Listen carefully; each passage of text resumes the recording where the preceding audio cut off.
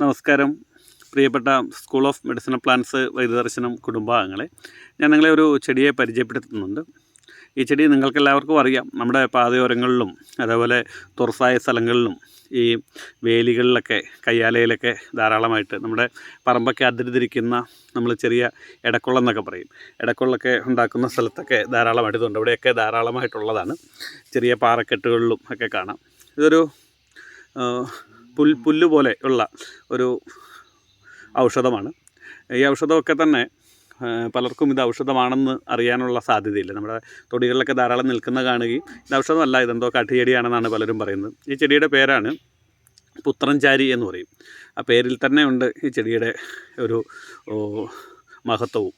പുത്രൻചാരി എന്ന് പറഞ്ഞാൽ നമ്മളുടെ ഈ വന്ധ്യതാ ചികിത്സയ്ക്ക് ഫലപ്രദമായിട്ട് ഉപയോഗിക്കാൻ പറ്റുന്ന കുഞ്ഞുങ്ങളൊക്കെ ഈ ചെടിയുടെ ഔഷധ പ്രയോഗത്താൽ കുഞ്ഞില്ലാത്തവർക്ക് കുഞ്ഞൊക്കെ ഉണ്ടാകാനുള്ള സാധ്യതയുണ്ട്. പരമ്പരാഗത താളിയോലകളിലും അതേപോലെ ആയുർവേദത്തിൻ്റെ ശ്രേഷ്ഠമായ ഗ്രന്ഥങ്ങളിലുമൊക്കെ പരാമർശിക്കപ്പെട്ടിട്ടുള്ളൊരു ചെടിയാണ് പുത്രൻചാരി. ഈ വന്ധ്യതാ ചികിത്സയ്ക്ക് ഈ ഒറ്റമൂലിയൊക്കെ കൊടുത്ത് ചികിത്സ ചെയ്യുന്ന വൈദ്യന്മാർ ഈ പുത്രൻചാരി ചെടിയുടെ ഇലയും അതിൻ്റെ വേരും അതിൻ്റെ തണ്ടും ഒക്കെ എടുത്ത് അവരുടെ പലതരം ഔഷധങ്ങൾ പ്രയോഗിക്കുകയും ധാരാളം പേർക്ക് നല്ല റിസൾട്ട് കിട്ടുകയൊക്കെ ചെയ്തിട്ടുണ്ട്.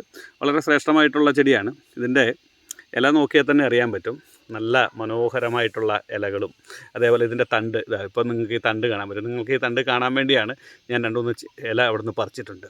നല്ല ബ്ലാക്ക് കളറും നമ്മുടെ ആനയുടെ രോമം പോലെ അല്ലെങ്കിൽ ആനയുടെ വാല് പോലെ ഇതെടുത്തിട്ട് ആൾക്കാരെ കാണിച്ചത് ആനവാലാന്ന് പറയും. ആനയുടെ വാല് പോലെയും മയിൽപ്പീലിയായിട്ടൊക്കെ ചെറിയ സാമ്യം, ഇലയുടെ ഷേപ്പൊക്കെ കണ്ടാൽ മയിൽപ്പീലിയായിട്ടൊക്കെ ചെറിയ സാമ്യവുമൊക്കെ ഉണ്ട്. ഈ അണ്ഡാശയ ഗർഭാശയ വൈകല്യങ്ങൾക്ക് ഇത് വളരെ ഫലപ്രദമായിട്ട് നമുക്ക് ഉപയോഗിക്കാൻ പറ്റും.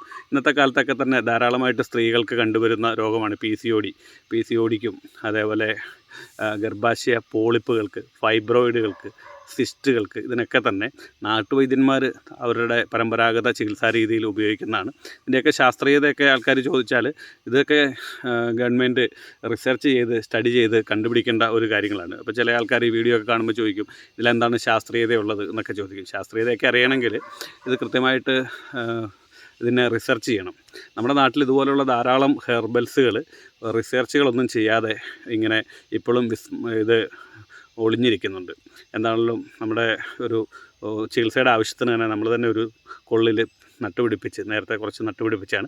അതിപ്പം വളരെ ഇതായിട്ട് മഴക്കാലം ആയതുകൊണ്ട് ധാരാളമായിട്ടുണ്ടായിട്ടുണ്ട്. അത് നിങ്ങളെയൊക്കെ ഒന്ന് കാണിക്കാൻ വേണ്ടി ഒരു ഔഷധം, ഇങ്ങനെയൊരു ഔഷധമാണ് ഈ ചെടിയെന്നും ഇതിനെ നശിപ്പിച്ച് കളയാതെ ഇതിനെ സംരക്ഷിക്കാൻ വേണ്ടി മാത്രമാണ് ഈ വീഡിയോ. ഒരു ചികിത്സാ നിർദ്ദേശത്തിനുമല്ല.